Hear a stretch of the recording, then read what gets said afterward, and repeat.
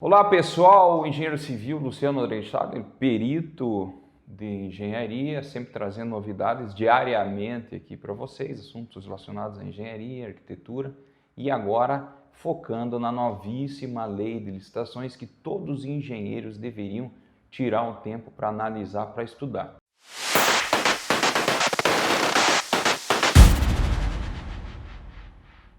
Eu vou continuar aqui no parágrafo, foi parado o vídeo anterior, que é o artigo 13. Ele trata da publicação. A publicidade será diferida quanto ao conteúdo das propostas até a respectiva abertura. Então essa nova lei de licitações, ela dá a prerrogativa da administração de ocultar a proposta, ocultar o orçamento.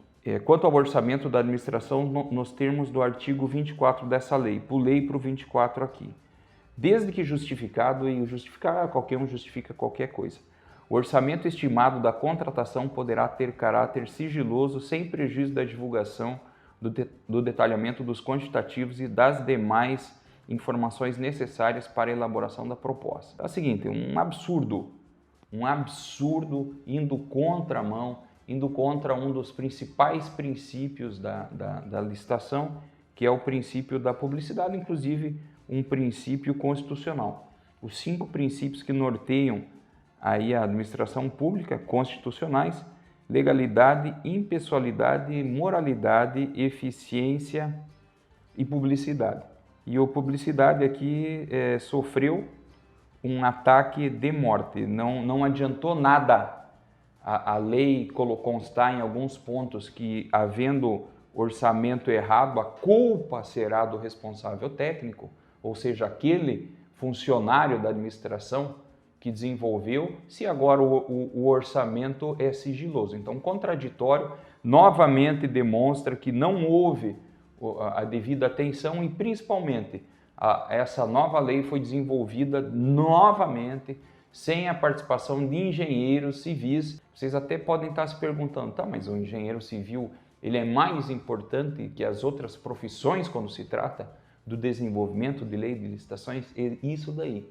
O engenheiro civil tem uma participação muito maior, porque as principais licitações no Brasil e no mundo são de obras civis. As obras civis envolvem milhões, bilhões de reais e elas acontecem todos os dias. O artigo 14, não poderão disputar licitação ou participar da execução do contrato direto ou indiretamente. Aí praticamente repetiu 8666. Não vou estar tratando aqui de obviedade.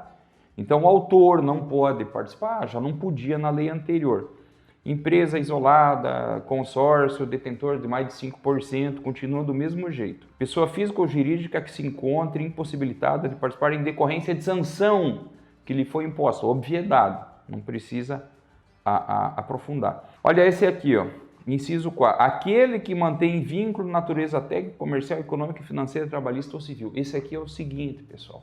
Se você tem um amigo dentro da administração, muito cuidado, porque pode essa amizade ser caracterizada como vínculo. E nós sabemos que no Brasil, talvez no mundo todo, a coisa muitas vezes funciona nessa base do acordo, nessa base da facilitação. Vamos lá, olha, meu ex-funcionário, estou dando um exemplo, eu não tenho ex-funcionário que hoje presta, seja servidor público, mas vamos supor algum empresário aí, meu ex-funcionário está numa prefeitura, está num cargo público aí, e pode ser que ele nos abra umas portas.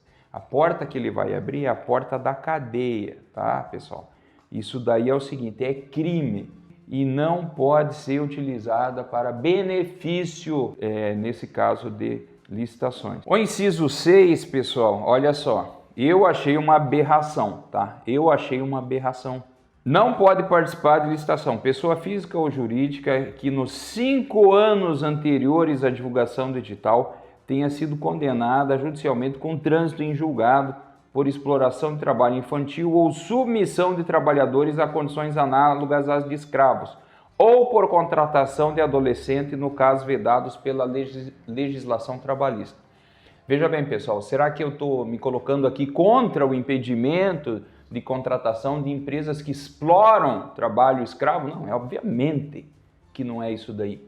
O problema é que isso dá margem para alguma empresa entrar com um processo contra outra empresa onde tem um adolescente trabalhando. E aí ela consegue penalizar aquela empresa e por 5 anos ela não pode mais participar de licitações. Vejam o final aqui, ó. Contratação de adolescentes nos casos vedados pela legislação trabalhista. Então analisem os senhores o seguinte, determinadas empresas têm em seu quadro 2, 3, 4, 5 mil funcionários. Eventualmente, entre algum desses, o filho de alguém, um adolescente, está lá trabalhando e a diretoria nem toma conhecimento, dá um flagrante e essa empresa por 5 anos... Então esse inciso aqui do artigo 14, ele está dando margem para fraudes, para que algumas empresas utilizem isso para fazer com que outras empresas concorrentes, obviamente, não consigam participar de licitações.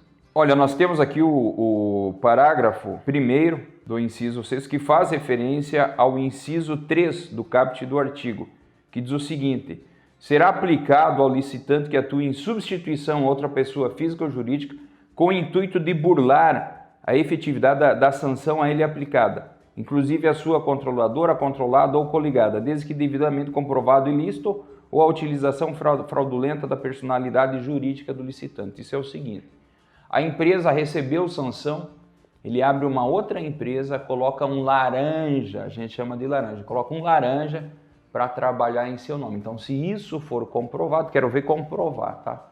Não conseguem comprovar quase nada, mas, enfim, é bom. Isso aqui é positivo, é bom. O problema é que na prática você vai se estressar e não vai conseguir nada. Mas a nova lei está, então, tentando aí atacar a figura dos conhecidos como laranjas. Pessoal, muito obrigado. No próximo vídeo aí a gente continua a nova lei de licitações. Pano para manga, estudem, busquem, se informem. Isso é muito importante para todos os brasileiros, mas principalmente para os engenheiros civis, os arquitetos, aqueles que trabalham com construção. Essa lei simplesmente é o instrumento mais poderoso do Brasil. Ela manda mais que STF, ela manda centenas de vezes mais que presidente da República. Ela está presente 20 mil vezes por dia nos eventos licitatórios, citando e ditando e exigindo o cumprimento de todas as regras que estão aqui estabelecidas. Um país que não tira um tempo para analisar, para acompanhar, para estudar e para exigir melhorias da sua lei de licitações está fadado ao fracasso.